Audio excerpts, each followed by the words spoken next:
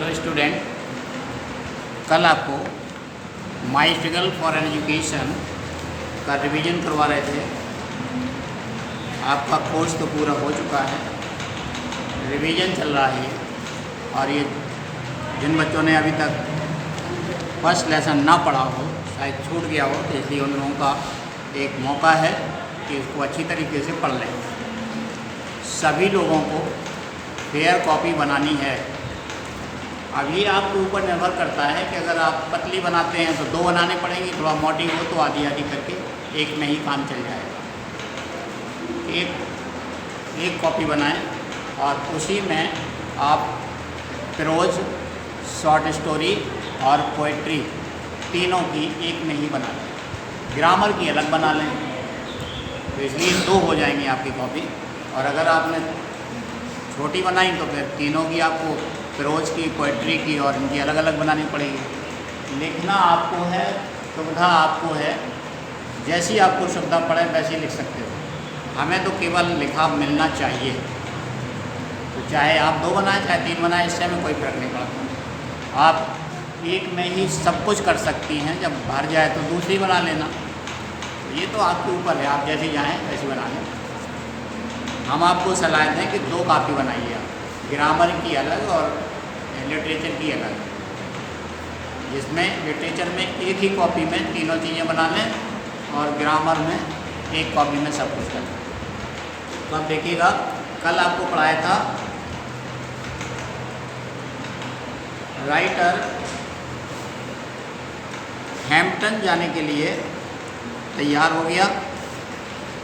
उसके पास जो भी थोड़ा बहुत सामान था अपने एक बैग में रखा और वो चल पड़ता है।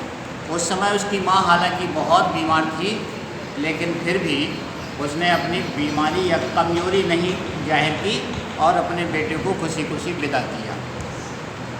यहाँ से आपको पढ़ना है, the distance from Malden to Hampton is about 500 मील। मिला आपको? यहीं से आप स्टार्ट करते हैं। Distance from Malden to Hampton is about 500 मील। मार्लन से हैम्पटन की दूरी लगभग 500 मील है।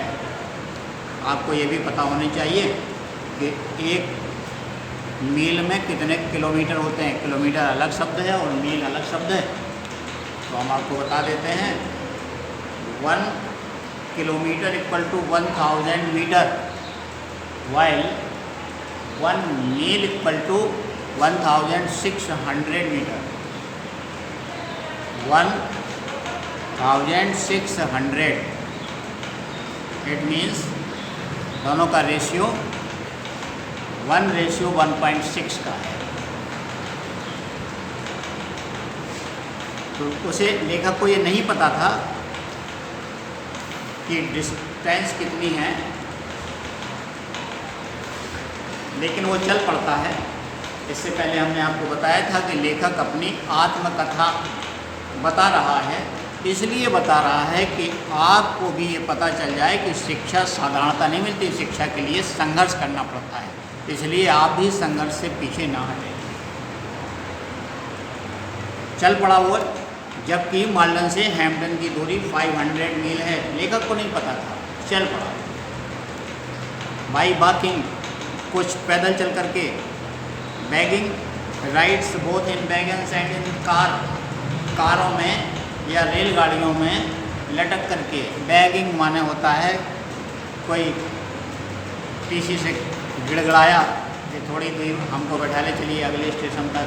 किसी कार वाले से रिक्वेस्ट की कि थोड़ी दूर तक हमको ले चलिए, तो इसलिए बाई बैगिंग माने यानी जाने के लिए लिफ्ट मांग करके। इन सम वे, किसी भी तरह। After a number of days, बहुत दिनों के बाद, यानी काफ़ी दिनों के बाद।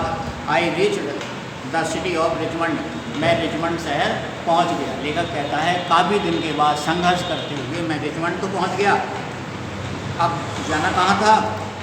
वर्जीनिया। वर्जीनिया अबाउट 82 मील फ्रॉम हैम्पटन, और जो वहाँ से लगभग 82 मील दूर था। वर्जीनिया जहाँ से जाना था हैम्पटन, वो वहाँ से लगभग 82 मील दूर है। व्हेन आई रीच्ड देयर, और लेखक कहता है कि जब मैं रिचमंड पहुंचा, I was hungry and dirty, मैं भूखा था। डर्टी माने बहुत दिनों से नहाया नहीं था, इसलिए अपने आप को डर्टी कह रहा है, धूल युक्त भरा हुआ। It was late in the night, और जब वह पहुंचा तो समय था रात्रि का, देर रात पहुंचा था वो, इसलिए कुछ दिखाई नहीं पड़ रहा था कहाँ जाए कहाँ ना जाए। I had never been in a large city, इतना बड़ा शहर पहले उसने कभी देखा ही नहीं था, इतने बड़े शहर में पहले वह गया नहीं था। And this rather added to my misery, और इससे मुझे बहुत ज़्यादा बेचैनी हो रही थी, इससे मेरी बेचैनी को और बढ़ा दिया था।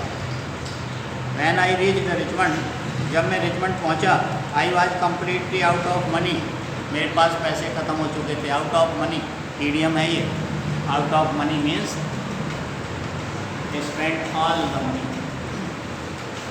I had not a single acquaintance, acquaintance परिचय, मेरी एक भी परिचय नहीं थी वहाँ पर। इन द प्लेस, उस स्थान पर, यानी वह स्थान में कभी गए ही नहीं था, तो परिचय किस बात की। Being unused to city ways, शहर के रास्ते भी अनयूज्ड थे, माने कभी देखे वाले नहीं थे। I did not know where to go, मैं नहीं समझ पा रहा था कि कहाँ जाया जाए। I asked eight several places for lodging, मैंने रुकने के लिए कई स्थानों पर पूछताछ की, कई स्थानों पर पूछा कि कहीं रुकने की व्यवस्था हो जाए। But they all wanted money, लेकिन वे सभी किराया चाहते थे, रुकने का किराया चाहिए। And that was what I did not have, और वही मेरे पास था नहीं। लेखक कहता है वे सब किराया चाहते थे और यही मेरे पास था नहीं, यानी मेरे पास पैसे नहीं थे। He was completely out of money, उसका एक पैसा भी नहीं था उसके पास।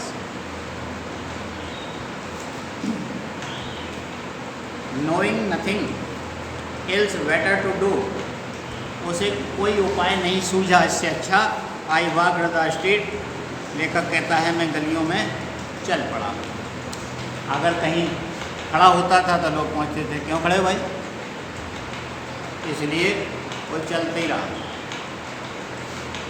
आप सोच सकते हैं कि लेखक को कितना परेशानी उठानी पड़ी वहाँ पहुँचने में, और जब पहुँच गया तो अब रुकने की जगह नहीं है। I must have walked the streets till after midnight, लेखक कहता है मैं आधी रात तक चलते ही रहा, आधी रात तक बराबर चलता रहा, पता ही नहीं था कहाँ जाना है, जा रहा। At last I became so exhausted, अंत में मैं इतना थक गया, exhausted, that I could walk no longer, कि मैं अब बिल्कुल नहीं चल सकता था, नो लॉन्गर, एक कदम भी नहीं चल सकता था। आई वॉज टायर्ड, मैं थका हुआ था। आई वॉज हंग्री, मैं भूखा था। आई वॉज, अभी नहीं, I was everything but discouraged, सब कुछ लेकिन निराश नहीं था। एक पॉजिटिविटी थी उसके पास कि निराश नहीं था, आशा थी उसे कुछ भी हो जाए, शिक्षा ग्रहण करने के लिए हैम्पटन पहुंचना ही है।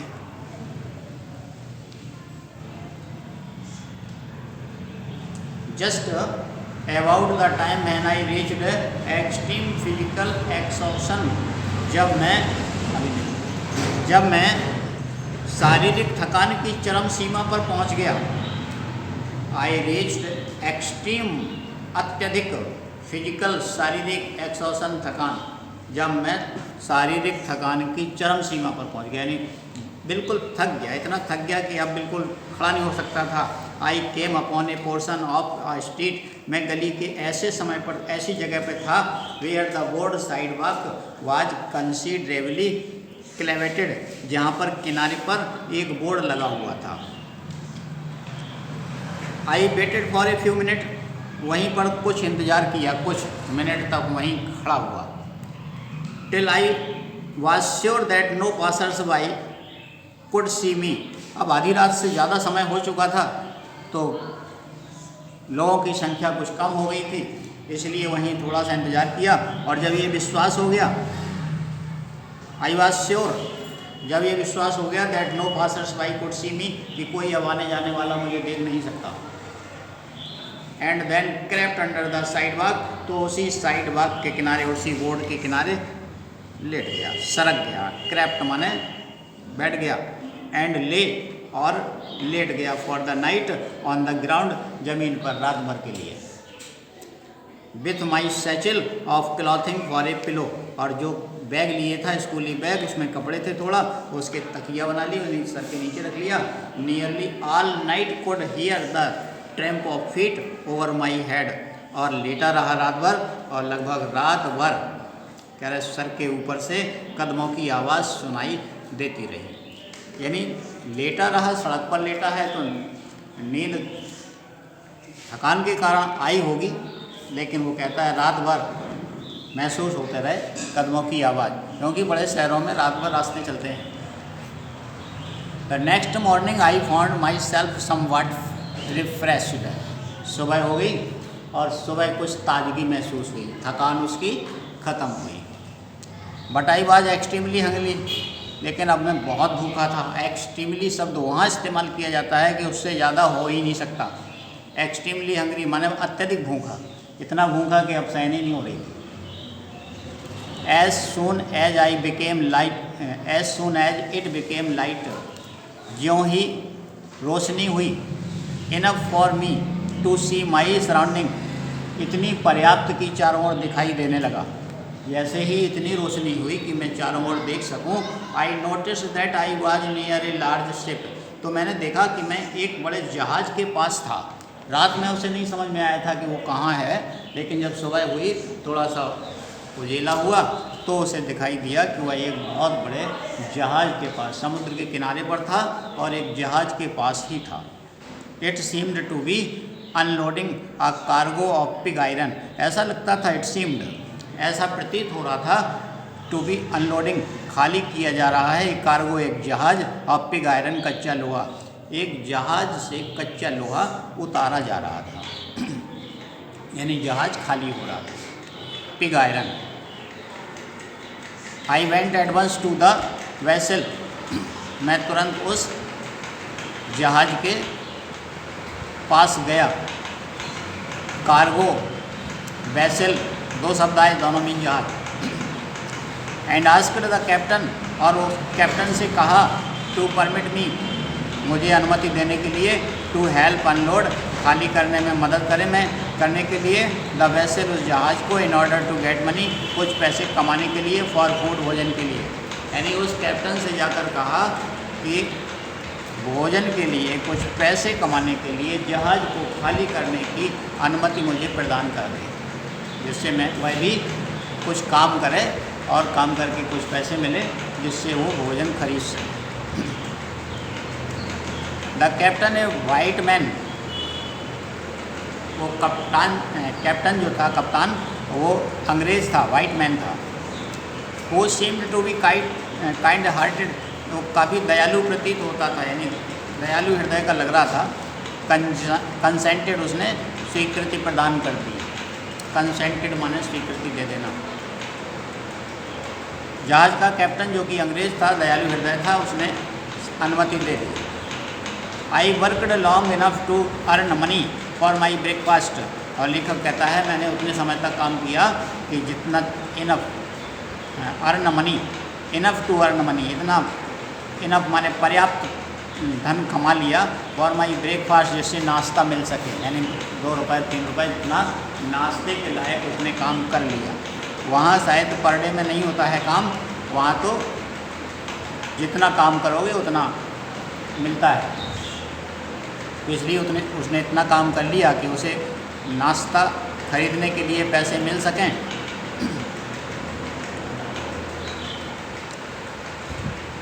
As I remember and it seem to me, और मुझे आज प्रतीत होता है। यहाँ 2 लाइन 3 लाइन छिपा दी कि इतना पैसा उसने जब देखा कि हो गया कि वह नाश्ता खरीद सकता है, तो वो गया और अपना नाश्ता किया। लेखक कहता है मुझे आज भी याद है, as I remember it now, आज भी याद है, to have been about the best breakfast that I have ever eaten, मेरी लाइफ का जो आज तक मैंने नाश्ता किया उससे सबसे अच्छा नाश्ता था वो, उस दिन का सबसे बेस्ट ब्रेकफास्ट था मेरा जीवन का आज तक जो मैंने किया। आज तक काम तो बहुत पहले का है, और लेखक जब लिख रहा है तब तो फिर बहुत बड़ा आदमी हो गया है, तो बड़ा आदमी बनने के बाद तो उसे बहुत अच्छा नाश्ता मिला होगा, लेकिन फिर भी वो ये कह रहा है कि वो नाश्ता जो पहली बार उसने किया था इस सब से बेटर था। अब ये क्वेश्चन है कि why did the writer feel the breakfast the best for his life. Question है इसमें कि लेखक ने अपने जीवन का सबसे अच्छा नाश्ता उसे क्यों महसूस किया था। तो इसका आंसर ये हो सकता है कि क्योंकि उसने वह अपना मेहनत से कमाया था। खैर इससे पहले भी वो कोयले की खदान पर काम करता था तो मेहनत तो पहले भी करता था, लेकिन इस समय वह ही वॉज एक्सट्रीमली हंग्री, बहुत भूखा था, कि इतना भूखा कभी हुआ ही नहीं था। तो जब कोई भूखा होता है तो वो सबसे बेस्ट और खुद का कमाया हुआ होता है। भूख के बाद जब कोई आवश्यकता के बाद जब कोई वस्तु प्राप्त होती है तो उससे ज़्यादा ही बेस्ट होती है। इसका आंसर यही है कि because the writer earn the breakfast by his hard work after being extremely hungry. अत्यधिक भूखा होने के बाद उसने अपनी मेहनत से कमाया था, इसलिए उसे सबसे अच्छा लगा। My work please the captain, नाश्ता कर लिया, उसका पेट भी भर गया। अब वो कहता है my work please the captain so well, मेरे काम ने उस कैप्टन को इतना खुश किया दैट ही टोल्ड मी, उसने मुझसे कहा I could continue working for a small amount per day. उसने कहा कि रोज़ाना आप चाहो तो थोड़ा बहुत काम पैसों के लिए कर सकते हो, यानी उसने कहा कि आप चाहें तो पर डे काम कर सकते हो। This I was very glad to do, और ये मैंने बड़ी खुशी से किया। लेखक कहता है गए थे पढ़ने के लिए और करने लगे वहाँ मजदूरी।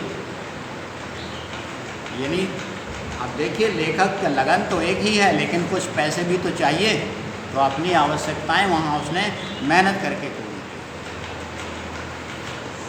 I continued working on this vessel for a number of days, कई दिनों तक, ए नंबर ऑफ डेज, कई दिनों तक उसने लगातार काम किया। कंटिन्यूड उसी जहाज़ पर। After buying food with my small bags, अपनी अर्निंग, छोटी सी अर्निंग थी, उससे भोजन खरीदने के बाद was not much left to pay my way to Hampton, इतना पैसा उसे नहीं बच पा रहा था कि वो हैम्पटन पहुंच पाए। लेखक कहता है रोज़ाना अपना भोजन खरीदने के बाद इतना पैसा इकट्ठा नहीं हो पाया कि वह हैम्पटन पहुंच जाए। इन ऑर्डर टू इकोनॉमाइज, और अब पैसा था उसके पास, अगर चाहता तो लॉज में रह सकता था, किराए से रह सकता था, लेकिन नहीं। इन ऑर्डर टू इकोनॉमाइज, पैसे की बचत करने के लिए इन एवरी वे, हर तरीके से पॉसिबल, जिस तरीके से भी संभव हो सके, यानी हर तरीके से पैसे बचाने के लिए I continue to sleep under the side bag, उसी साइड बाग के नीचे, यानी उस साइड जो बोर्ड गड़ा हुआ था उसी बोर्ड के पास में वो लेटता रहा, लगातार उसी ज़मीन पर लेटता रहा, जिससे कि पैसे बचें उसके पास। इस प्रकार से उसने पैसे बचाए और काम करके पैसे इकट्ठे किए। When I had saved enough money, लेखक कहता है जब इतना पैसा हो गया विथ विच, जिससे टू रीच हैम्पटन पहुंच सकूं, जब मेरे पास इतना पैसा हो गया कि मैं हैम्पटन पहुंच सकूं,